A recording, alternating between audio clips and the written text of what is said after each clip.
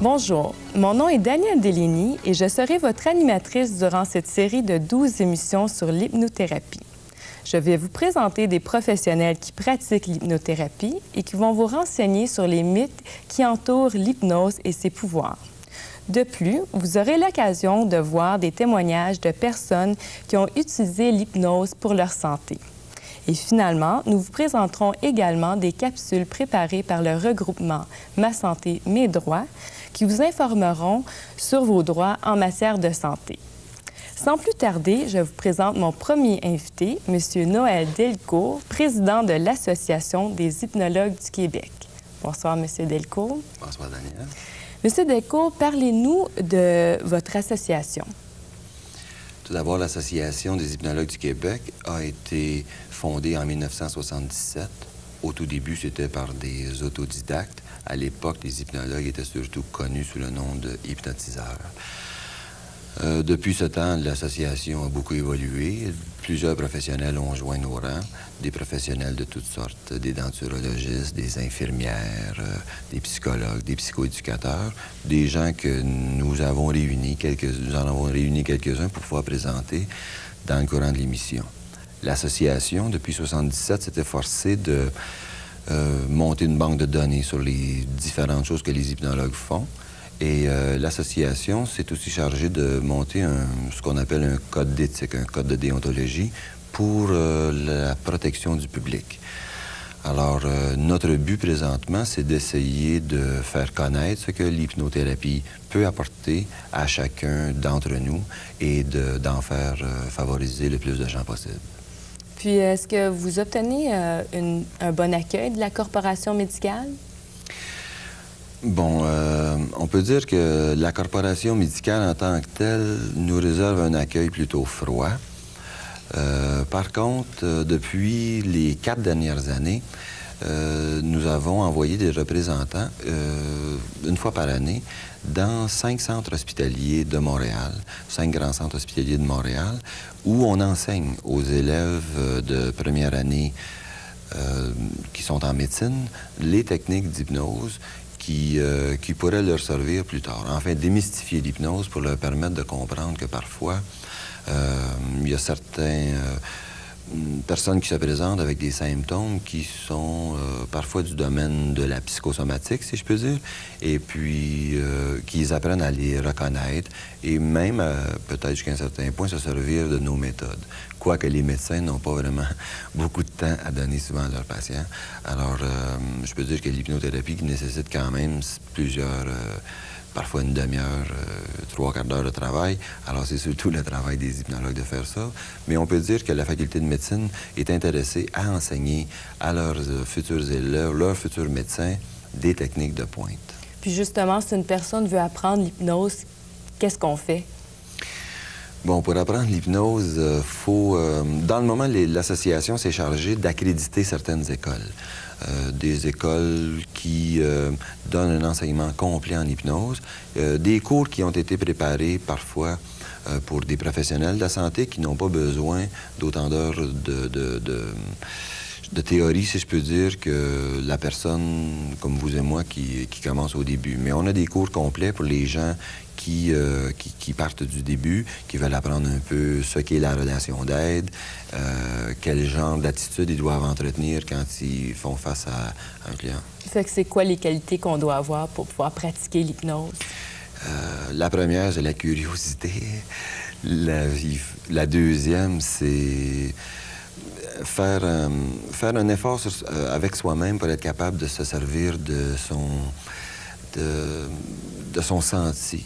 C'est-à-dire que dans l'hypnose, il y a des formules toutes prêtes qui sont faites, mais il reste quand même que pour être capable d'amener une personne à l'hypnose rapidement, il y a certaines techniques qui sont plus faciles que d'autres puis dont il faut se servir, se prémunir le plus souvent possible. Bon, bien merci, M. Delcourt. Et maintenant, nous allons regarder ce que les gens sur la rue pensent. Hypnose, ça signifie dans un état secondaire, un état qui est un peu hors de la réalité. C'est ce que je vois. Bon, pour moi, ça ne dit rien parce que je ne connais pas. Ça ressemble, à mon avis, à un petit peu l'état dans lequel on se trouve quand on écoute la télévision ou quand on va chercher des ondes différentes dans notre cerveau. C'est pas vraiment perdre conscience, mais plutôt être entre la perte de conscience et la conscience elle-même. Parce que sinon, pourquoi est-ce que quelqu'un nous mettrait en hypnose si on serait en état de totale perte de conscience? Je ne sais pas. Maintenant, je vais vous présenter un des membres de l'Association des hypnologues du Québec, Mme Cornelia Ohana. Bonjour, Cornelia. Bonjour, Daniel. Dis-moi, Cornelia, comment se fait-il que tu pratiques le métier d'hypnologue? C'est un peu non traditionnel et encore plus pour une femme. Vois-tu, Daniel, il y a 100 ans, plusieurs occupations semblaient périlleuses ou étranges. Et aujourd'hui, on les trouve parfaitement ordinaires. Pour moi, l'hypnose représente plus qu'une occupation.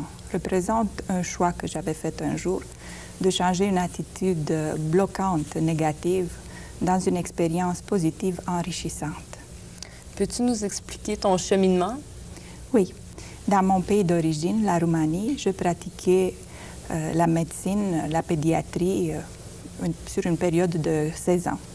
En arrivant ici, au Québec, il y a 9 ans, presque, j'ai dû faire un choix de continuer à me sentir frustrée de ne pas pouvoir pratiquer ma profession ou de mettre l'effort nécessaire pour étudier, me réorienter dans quelque chose d'autre où mon désir de comprendre et d'aider l'être humain pourrait se concrétiser. Et j'ai choisi l'hypnose. J'ai étudié, j'ai pris des cours, j'ai pratiqué et j'ai appris à aimer l'être humain sans le juger. On a vu un peu qu'est-ce que les gens sur la rue pensent de l'hypnose, mais toi, qu'est-ce que tu en penses? L'hypnose, c'est un état dans lequel le pouvoir de concentration est utilisé. Et dans cet état mental de concentration maximale, la personne est tellement intéressée par l'idée qu'elle suive qu'elle reste complètement indifférente à tout ce qui l'entoure. Mais c'est quoi juste l'état d'hypnose? C'est justement cet état de concentration. Et pour t'expliquer plus clairement, je veux te donner un petit exemple. Imagine une petite fille en classe de mathématiques. Au lieu de suivre son cours de maths, elle regarde par la fenêtre et elle commence à s'en souvenir les belles journées de vacances qu'elle avait passées à la campagne chez les grands-parents. Elle est tout à fait concentrée sur son monde intérieur, mais elle est complètement indifférente à son cours de maths. On dit d'elle qu'elle est tombée dans la lune ou qu'elle manque de concentration. En fin de compte, son concentration n'est pas orientée dans la bonne direction pour apprendre les maths. Donc, elle est concentrée, mais pas comme il faut. Donc, ça veut dire que même moi, j'ai déjà été dans un état de transe sans même le savoir? Oui, Daniel. On l'est tous et assez souvent. Le célèbre docteur Milton Erickson, qui a étudié longuement l'hypnose, nommait cette sorte de transe la transe commune. Et c'est une transe qu'on retrouve dans la vie de tous les jours. Mais est-ce que le sujet est conscient de qu'est-ce qui lui arrive? Oui, le sujet sait toujours qu'est-ce qui lui arrive. Et je veux revenir à la petite fille. Au moment où son professeur de maths réussit à capter de nouveau son attention, elle revient en classe, mais elle sait bien qu'elle n'a jamais été partie, qu'elle a été là, mais qu'elle a manqué un petit bout. Elle ne peut pas apprécier la durée de ce temps qu'elle a perdu, mais c'est comme si pour elle le temps s'était arrêté, mais pas pour les autres étudiants.